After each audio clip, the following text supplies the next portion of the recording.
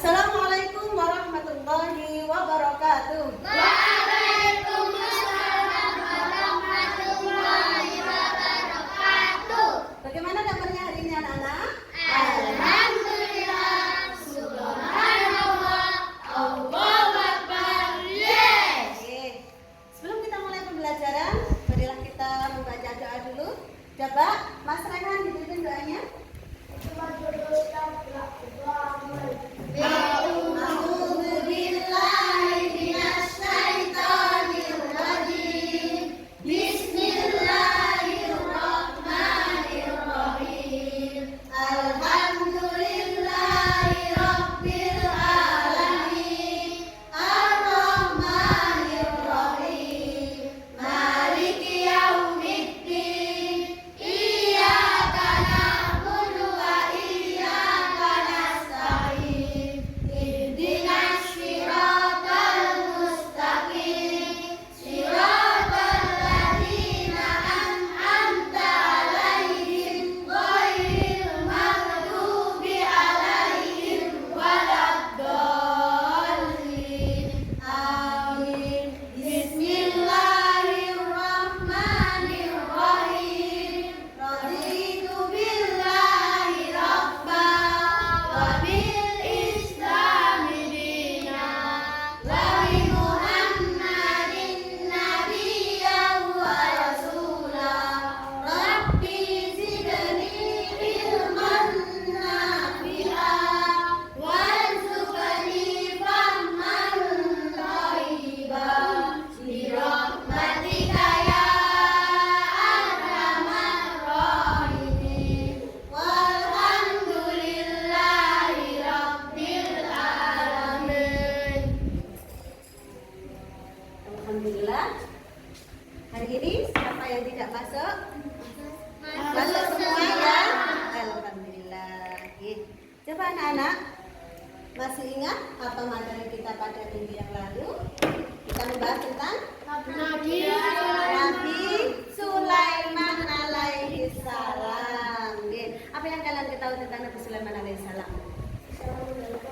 Bisa mengendalikan angin, bagus. Iya, bisa berbicara dengan hewan, apa lagi? Iya. Baik hati atau rendah hati atau tidak sombong. Itu adalah sifat dari Nabi Sulaiman yang patut kita teladani. Oke. Mengapa kita harus mempelajari kisah Nabi? Seperti yang Ibu sampaikan dari dahulu, kita harus mengetahui kisah Nabi untuk apa? Untuk bisa meneladani sifat-sifat yang mereka punya, yaitu keteladanan mereka, supaya kita menjadi orang yang lebih baik, yang berakhlakul karimah. Oke anak-anak, tujuan pembelajaran kita kali ini yang pertama yaitu setelah mengikuti pembelajaran dengan model discovery learning, kalian bisa menunjukkan perilaku gemar berzikir, yaitu beristighfar, sebagai implementasi dari meyakini kebenaran kisah Nabi Ilyas alaihissalam. Kemudian, setelah mengikuti penayangan video kisah keteladanan Nabi Ilyas, kalian bisa menunjukkan sikap sabar sebagai implementasi pemahaman kisah keteladanan dari Nabi Ilyas alaihissalam.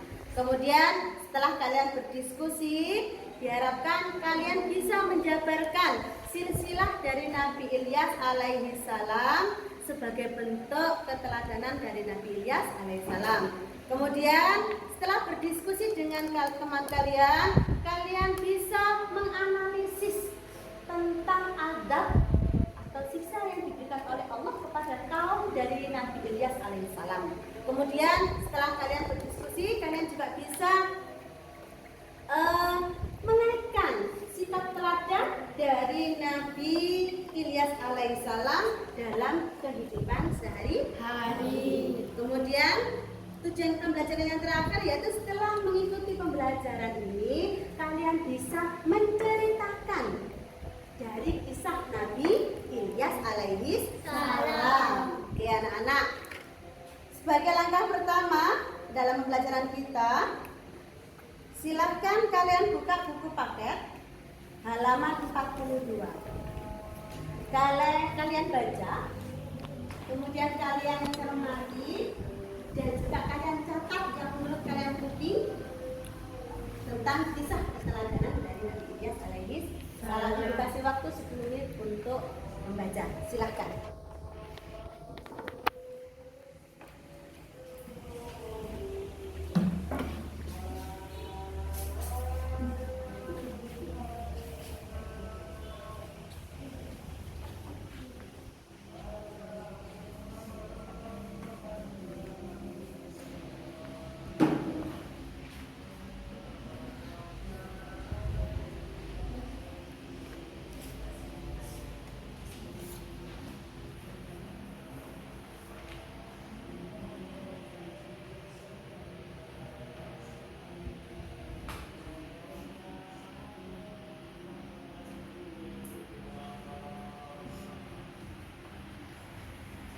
Bagaimana anak-anak?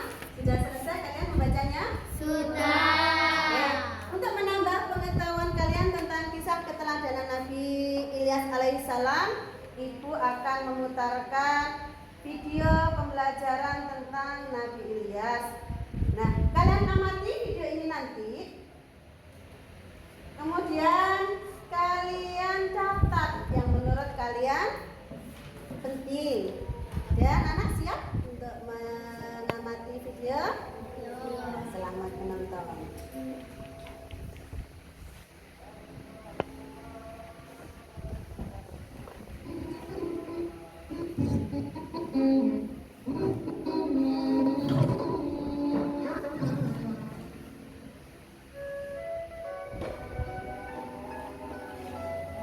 Nabi Ilyas adalah putra yang salah satu keturunan Nabi Harun.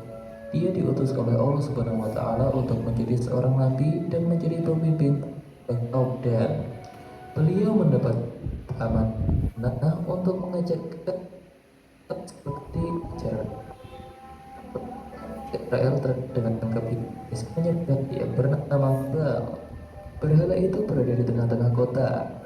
Sehingga kota tersebut dijuluki dengan kota dakwah kepada kaum Bani Israel, mengingatkan kaum Bani Israel untuk kembali ke ajaran Allah. Ketika Nabi Ilyas melihat kenyataan bahwa kaumnya sedang menyembah berhala Baal, Nabi Ilyas berkata kepada kaumnya, "Mengapa kamu tidak meninggalkan sebaik-baiknya pencipta, yaitu Allah Tuhanmu dan Tuhan bapak-bapakmu yang terdahulu?"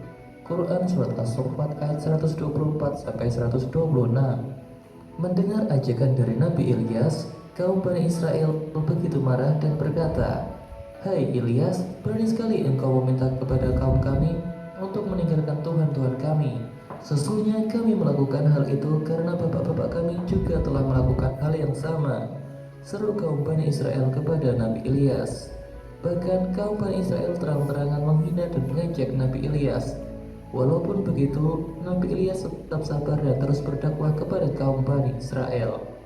Sementara itu, kaum Bani Israel bersekongkol untuk menyingkirkan Nabi Ilyas. Mereka mengejar-ngejar dan mengusir Nabi Ilyas. Nabi Ilyas pun terpaksa berpindah dari satu tempat ke tempat lain untuk menghilangkan jejaknya agar terhindar dari kejahatan kaum Bani Israel. Dalam pelariannya tersebut, Nabi Ilyas sampai di sebuah rumah yang dihuni oleh keluarga yang baik hatinya.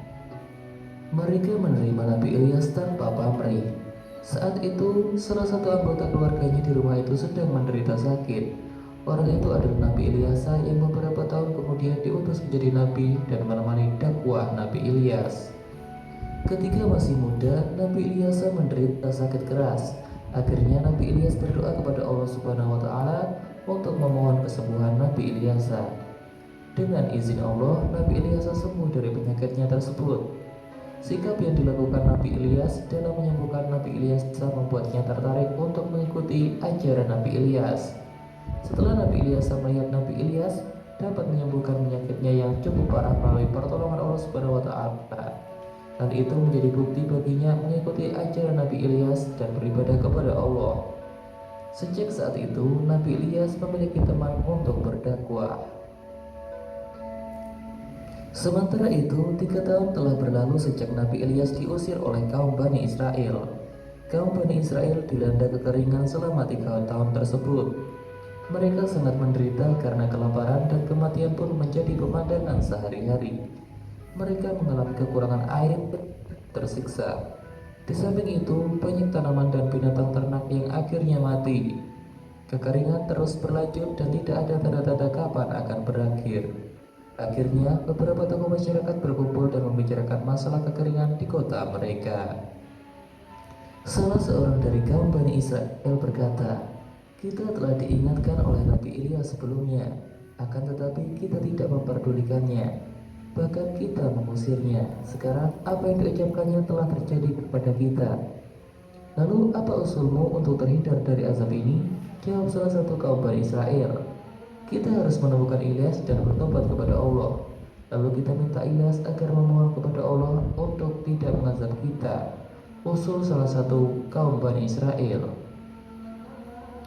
Seketika itu mereka berbondong-bondong dan bertekad mencari Nabi Ilyas, berharap agar Nabi Ilyas dapat membantu mereka keluar dari penderitaan yang telah berlangsung lama tersebut. Setelah melakukan pencarian yang cukup lama, akhirnya kaum Bani Israel dapat menemukan Nabi Ilyas yang telah ditemani biasa. Mereka memohon kepada Nabi Ilyas untuk membantu keluar dari penderitaan akibat kemarau yang panjang menimpa mereka selama 3 tahun terakhir. Kaum Bani Israel berjanji kepada Nabi Ilyas akan beriman kepada Allah dan mentaati perintahnya.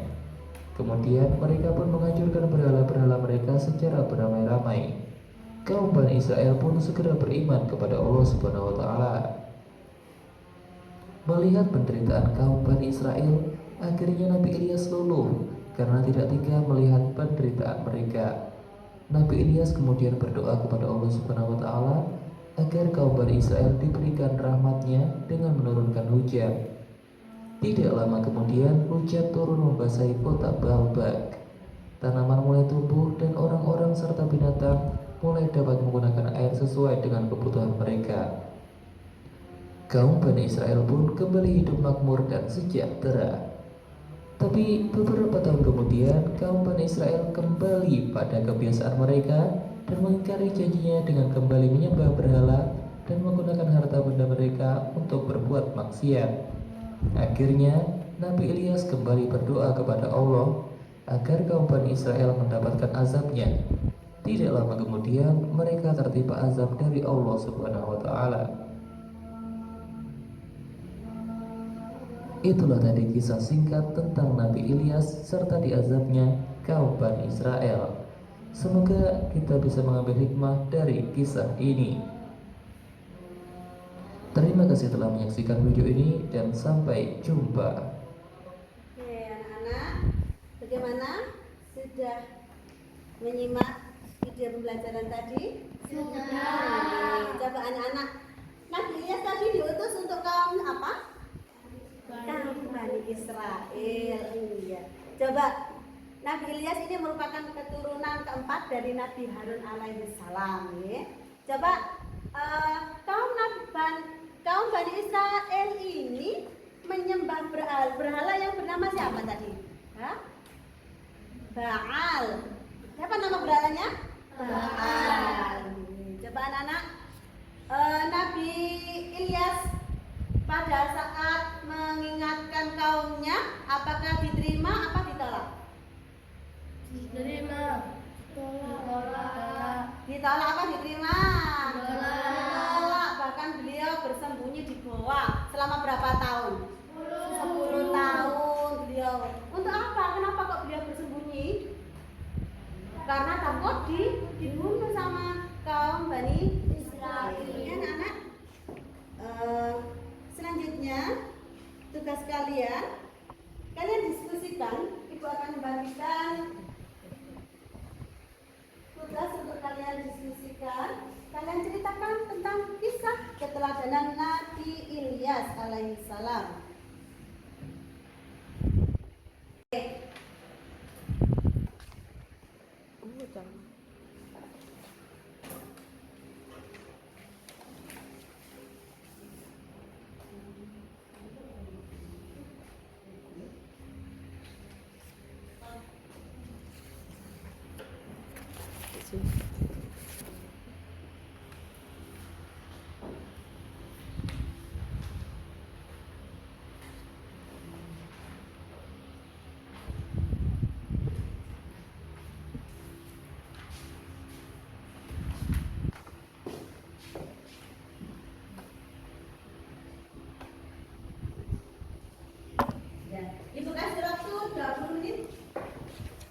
Kalian ceritakan.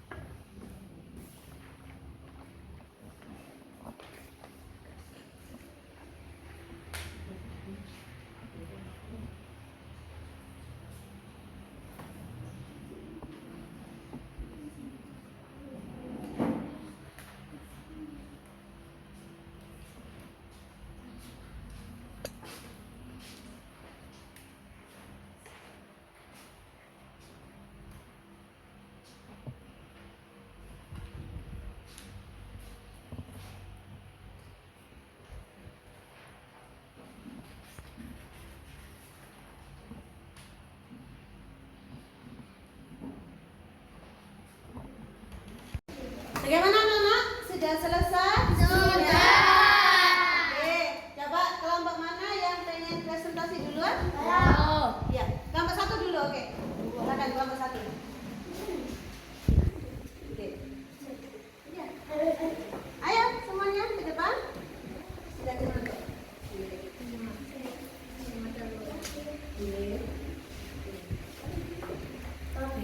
Assalamualaikum warahmatullahi wabarakatuh. Waalaikumsalam warahmatullahi wabarakatuh.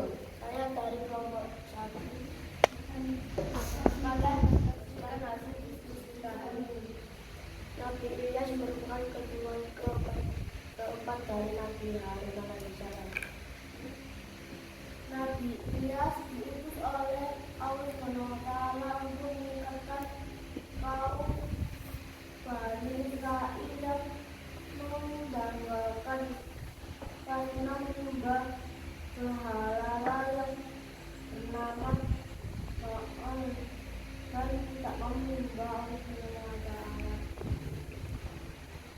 Beliau meminta bangsa mereka untuk meninggalkan berhala, bertaubat dan kembali menyembah Allah SWT.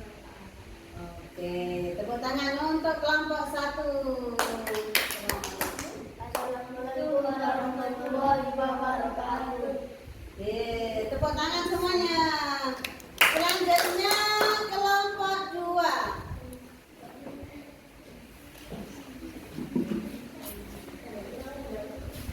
Silakan kelompok 2.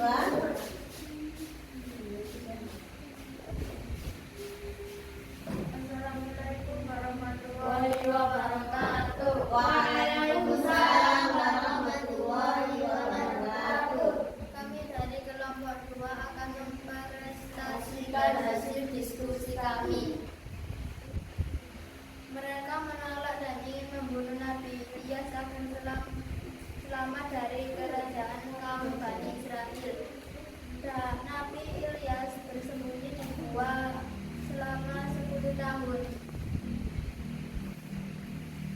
Allah memerintahkan ayat kepada Bani Israel di Mesir.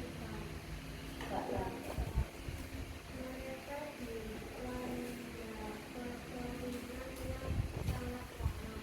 Akhirnya mereka bertaubat dan mengingat Allah. Oke, tepuk tangan untuk presentasi kelompok 2. Bagaimana? Oke, tepuk tangan semuanya. Bagaimana? Sudah tepat kira-kira? Oke, terima kasih. Assalamualaikum warahmatullahi wabarakatuh. Waalaikumsalam warahmatullahi wabarakatuh. Oke, selanjutnya terakhir presentasi dari kelompok 3. Silakan.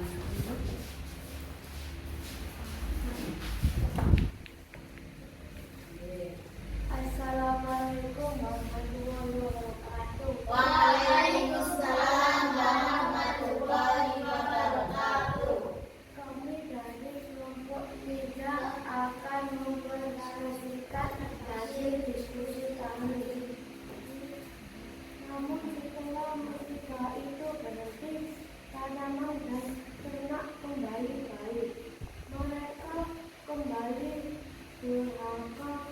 kepada Allah SWT. Akhirnya kaum Nabi Ilyas kembali di tempat musibah yang lebih berat daripada sebelumnya, yaitu gempa bumi yang dahsyat sehingga mereka mati bergelimpangan.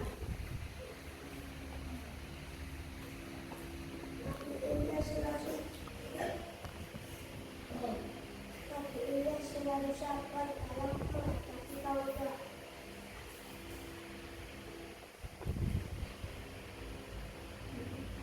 Sudah? Oke, tepuk tangan untuk kelompok 3. Oke. Assalamualaikum warahmatullahi wabarakatuh. Waalaikumsalam warahmatullahi wabarakatuh. Oke. Oke anak-anak, itu tadi presentasi dari kelompok 1, 2, dan 3. Tepuk tangannya untuk kita semua. Oke. Dari pembelajaran kita hari ini, kesimpulan yang dapat kita ambil yaitu yang pertama, Nabi Ilyas merupakan keturunan keberapa dari? 4. Keturunan keempat dari? Nabi Harun alaihi salam. Kemudian apalagi kesimpulannya? Nabi Ilyas diutus oleh Allah Subhanahu wa taala untuk mengingatkan kaum Bani Israel yang membangkang karena menyembah berhala yang bernama Baal terus? dan tidak mau menyembah Allah Subhanahu wa taala. Iya, bagus. Mas Lehan tadi mau bilang apa Mas Lehan? Iya, Nabi Ilyas selalu sabar dalam menghadapi kaumnya. Ini yang perlu kita teladani anak-anak. Kita harus sabar dalam menghadapi situasi apapun, kita harus sabar sebagai bentuk apa? Meneladani Nabi Ilyas alaihissalam. Selanjutnya apa lagi yang dapat kita simpulkan? Ini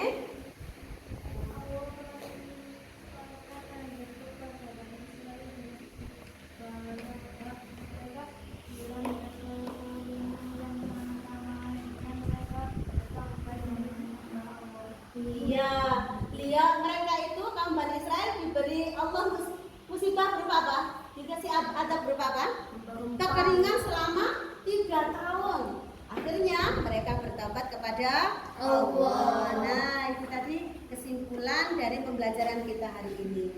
Untuk selanjutnya, kalian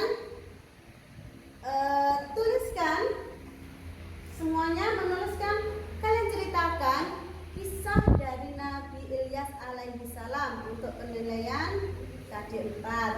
Oke, kalian tuliskan, Ibu kasih waktu 10 menit untuk menceritakan kisah dari Nabi Ilyas alaihi salam. Silahkan kalian tulis di buku kalian.